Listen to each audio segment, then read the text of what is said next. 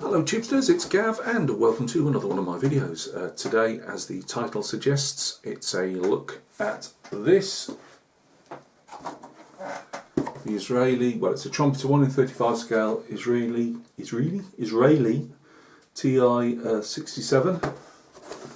It's the Ti-55 that's been captured by the Israelis. A lot of them were captured obviously in the different wars from, mainly from Egypt and Syria. And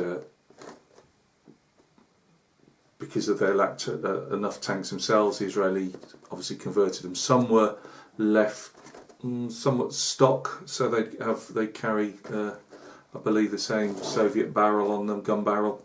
This one on the box art here shows, I believe, a 105 millimeter gun, which is the Israelis have put in place, and this is an Israeli tank. The big chimney sticking out the top is supposed to, where are we? Here. That's actually not a chimney. They haven't converted into coal. It's what we would have called a 51 millimeter mortar. They've always put them on the tanks first on the outside, which I believe this one was. And some of the later tanks, like the Merkava, were put inside, so the crew weren't injured, obviously wounded, trying to put the mortar down. Mainly used for smoke. You get the two variants for this. You get the Soviet, more untouched version, and you get the Israeli with the 105 gun on it. I'm actually going to be doing the more traditional, almost Ti-55 look to it. It even has two Dushka 12 centimeter anti-aircraft machine guns, heavy machine guns. I'm not sure. I mean, you could get away with doing this as a Ti-55 probably in Lebanon today with the Dushkas on. I'm probably going to go with the 50 and the 30 cals that the Israelis put on. And the reason I'm going for the Tiran, which would be a Tiran 4, this would be a Tiran 5, I believe. I'm no expert. I'm going for the Tiran 4 because they were handed over to the South Lebanese army, which was a militia backed by the Israelis, more or less giving them a buffer zone between the rest of Lebanon and the Israeli border. And I believe around, was it 2000? Was it 1999, 2000? I can't remember now. When they withdrew, the Israelis withdrew sponsorship of these guys and more or less, obviously collapsed. Obviously, for further reading, go check Wikipedia. But yeah, I want to paint mine blue. If you don't know, a lot, not all, but I mean, in case this one here, this Trumpeter one, you can see they've got her in a sand camouflage with a green. But a lot of us that do these vehicles that always paint them blue because it's not very often you get a blue tank, and you can really go to town on them. They fade obviously really quickly to almost like a white with a blue tint in them almost. You take your pick, but yeah, I'm going to do a blue one. Now, as we all know with my building and painting skills, the blue is going to be blue. I've actually brought I believe it's the AK set, and that does to back up my other Israeli paints I've got, and that has the blue in. So I was just going to use anything I've got, to be honest with you, because by the time it's been weathered to hell, you wouldn't really know. But I'm going to use that blue anyway. I hope to get some figures. I was going to just put a really tight, put it on a base. This one, the Osario that I'll be putting up in the next day or two. That's not got a base. It's just a standalone tank. This one I did want to put on a really very small base, and maybe a couple of figures, but trying to get a couple of figures that aren't hellishly expensive. It's Mini Art do a Middle East tank crew, but I don't think they really bear much resemblance unless you're going to do as I say, a Lebanese tank in modern day Lebanon now. I don't think they really bear much resemblance to a 1980s, very early 90s Tiran of the period. So this is Trumpeter. It's 1 in 35 scale. It's an old kit. No idea. I did have an idea, but and I've had to put my glasses off because of the glare from the multiple lights I've got on. It's not going to tell us. No, but it's an early 2000s kit. It's rubber band. I hate rubber band tracks, and this is where my good mate Greg Riley came in. I'd mentioned I was going to do this next on that Man Cave tour I did, and he sent me down some the Mini Art T55 tracks. Yes, I know I've got two T55 tanks that have them, but I don't want to strip them out. And he just popped that in with some other bits and pieces. So Greg, really appreciate that, Mara. Whether I'll appreciate it by the time I've stuck them all together is debatable, but they've got to be better than the vinyl. The Asario, you'll see on my Asario build, they went absolute all over the shop. The problem is when you buy, this was only about 21 pound, and to buy tracks for them, you know, say they're metal frill tracks, well, they're 30 odd pound, you know, you just think, well, I'm quite happy sticking the plastic links together, so unless I can't get a particular model I want, I'm going to probably start, you know, getting, if I can, some of the plastic tracks to go on them, because it makes it the vehicle that you want. So guys, waffle. Let's go down to the bench where I shall waffle some more, but we'll have a look inside the box as I drop everything on the floor. Right guys, sorry but this won't be the greatest unboxing in the world. I was going to put, I've got a nice fancy Dan tripod, but do you know what, I just can't. I've just had to put all these extra lights on, and I'm shooting at night and I don't really fancy hoiking all that out now, so but I will be doing, I might even be doing a build along or something like that, so we'll just see. But here's our hull, bit of bolt detail on there,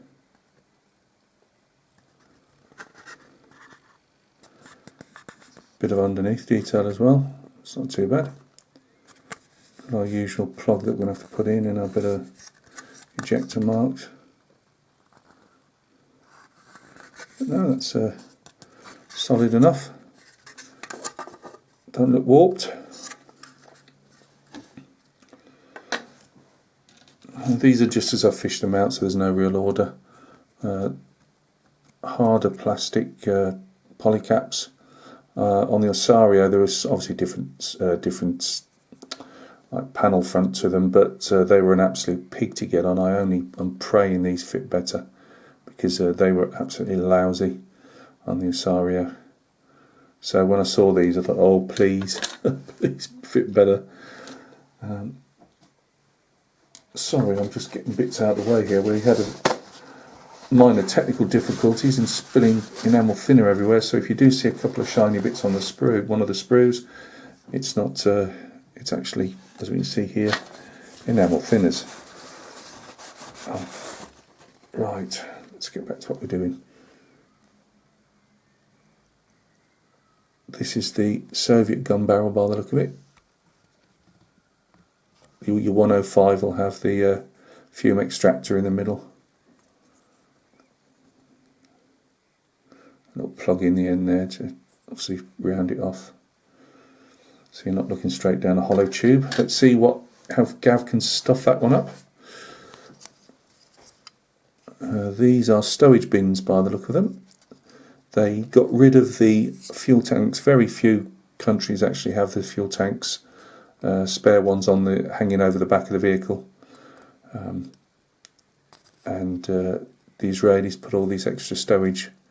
They're open, you just chuck in all your equipment type of thing. Probably have to work on all the sink marks and stuff there. Got our 61mm mortar by the look of it, or 51mm mortar I should say. I don't think that's supposed to be textured, because there is texture on the hull and that. I think that's just how the plastic is. I might be removing... I've actually got a little, again Greg was good enough to send me a link to a little bit of equipment, you know, modelling stuff that makes these little handles and stuff, and I might be removing those and making my own. We'll see. Not a huge amount of sprues here. Let's have a look at this one. and mud guards. Again, all the spring tensioners and the hinges themselves. Nice bit of bolt details again. 50 cals, nicely moulded. 30 cals, quite, you know, I mean, for me, that I'm happy with that. I don't, you know, unless I bust the blooming barrel off, I don't see why I need you know, metal ones. Some spare track links to go on, jerry cans. There's no interior with this one that I know of. As I say, it is just a bog standard. There's your rubber bits that attach on. I might be leaving one of those off. Classic, you know, ripped off the front type of thing. We'll see about that. Now we know it's a Soviet-made tank when we see all our outside fuel cells. Some tanks get the fuel stowed inside. A lot of the earlier Soviet tanks they ran with the idea of stowing the fuel on the outside. So yes, you lose your fuel tanks, but the tank is survivable because all the explosions on the outside. Turret rings. Has that one got any? Yeah, it's got a bit of, see the bit of cast texture there. Not too bad. Not shoddy. Not sure if that's got any on. I was trying out the cast texture on the Asario for this build actually. These are, if they've got the red star like that, you know, they're magazines for the, or ammo tins I should say, for the machine guns.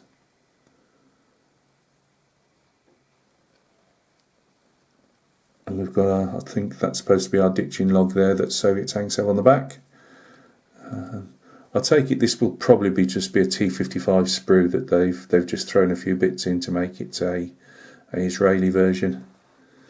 So I think we're looking at the Soviet stuff as well. These are the fuel tanks for the overhang at the back of the vehicle. More little fuel cells there. Nice bit of texture on this. This is like a wading board at the front. More commonly, it's usually got tons of sandbags and things put on the behind it just to give the driver a bit more protection when you see them in Middle Eastern settings, Africa and places like that. These are the dushkas. We all know what one of those look like. This is the recoil mechanism for the dushka. You'll often see these on tanks in museums where they haven't got an anti-aircraft machine gun attached, but you'll see these little things, and they're just for the recoil of the machine gun. But again, really nice casting, really nice sculpting, nice chunky dushka there. We've got because I'm not doing overhead, I can't get everything in shot. I do apologise. I was going to say we've got our bit of canvas for the dust and that around the gun.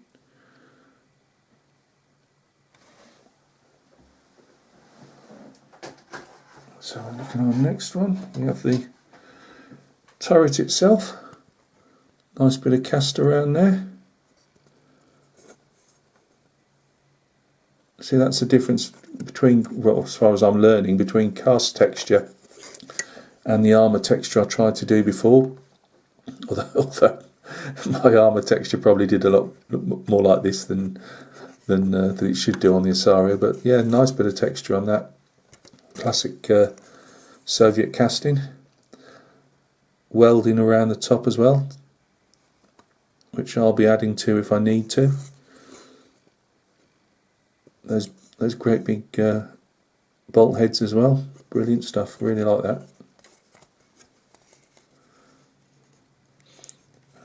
Different type mud guards again, are we looking at? I believe it might be. I might be wrong. Another machine gun. as I say, if you were going to do literally a T-55 in use in Lebanon to this day, you'd be putting the Dushkas on, because the pictures I've seen and saved, they've got the Russian machine guns or Soviet machine guns. That's that. Just a couple of sprues left. Road wheels. They've got the classic ribbed rubber road wheels.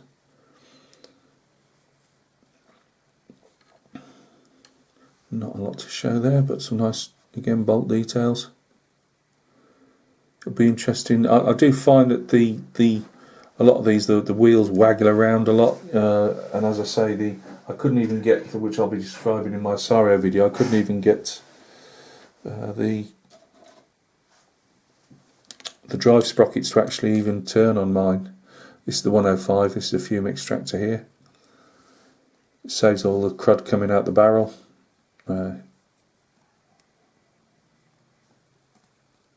So yeah, I imagine this sprue's been put in for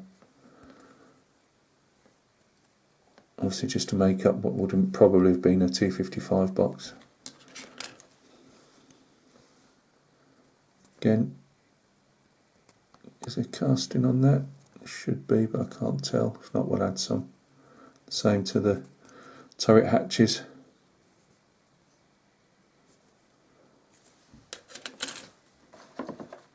Oh, I forgot we got this little guy on top. Got a feeling these are to go around the outside of the turret. But again, I might be adding my own. Top of stowage bins. But again, everything's got in nice relief, you know what I mean? You wouldn't particularly have to remove anything there if you didn't want to. And that's those classic bolt heads they have on the front, so the Glacius, or is it just below?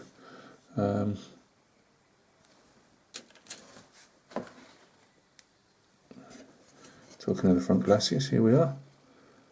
Got heavy duty weld bead across the base there. Now there's doesn't appear to be any texture on these at all, but they have got a lot of bits and pieces to go on them, so that's probably why. There is a bit of texture actually around the turret ring. We've got yet more mud guards. You fill your boots with those, a spare box is going to be full of those. We've got different checker plate.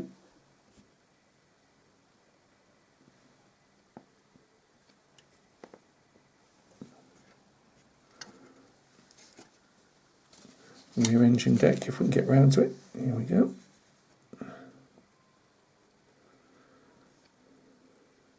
Bit more track links, lights. That's that one. We have, I'm not going to get them out, some quite yellowish decals. I'm not going to bother getting them out at the moment because they probably won't be applicable to what I'm painting. A lot of the ones I've actually seen are the blue versions. A lot of them don't even have anything on them anyway, which is probably what I'm going to go for. And we have the ubiquitous standard anyway, black threaded stuff to go under the engine deck. It is what it is. I'm not going to be getting any photo etch brass or anything. A few clear parts for the vision ports, a bit of towing cable there. I might make my own out of copper if it's going to have any on at all, because mine will be fairly beat up. As I say, thank you Greg Riley. I can get these in, but you can't now. Now we're on full. But anyway, you know what they are. They're the T-55 RMSH workable trap links, early type. So somebody's going to tell me they're not going to fit my be appropriate for my tank, but they're going on anyway. Joy of putting loads and loads of those together. Roughly, this is what you do. Of course, I will completely stuff it up. But thank you, Greg, very much for that. That was really kind of you, because again, it was something I couldn't have stretched a month, you know, to justify spending that. I can't I can't get the instructions on. You know, they give you two tiles. You know, I am going to do some overhead shots of this as I'm working probably, so we'll have a look at this on probably the next video. It'll give you, but it's as usual, it's a fairly yellowing instruction sheet as it is a fairly old kit, and it gives you the choice of building the Tiran 4 or the Tiran 5. Anything else I've got to show you? No, just some advertising blurb. Right guys, thank you very much. Sorry if I've waffled on a bit, but I just wanted to get this one out tonight as I've got an hour to spare before I do other stuff tomorrow. So I'll get this up and running tomorrow for you, get this out. As I say, I'm not sure, I might do video sections. I've got that video editor now where I can do voiceovers and things like that. So I'm just wondering, I might do a bit of that type of thing on this build. We'll wait and see. You know me, I'll change my mind at the last minute. But yeah, that is the next build. The current build, the Asario, all it's got left to do now is I've got to muddy up the tracks and wheels, and add some communications antenna at a stretch sprue. That'll be done hopefully tomorrow, so you'll get a video up of that Monday, Tuesday.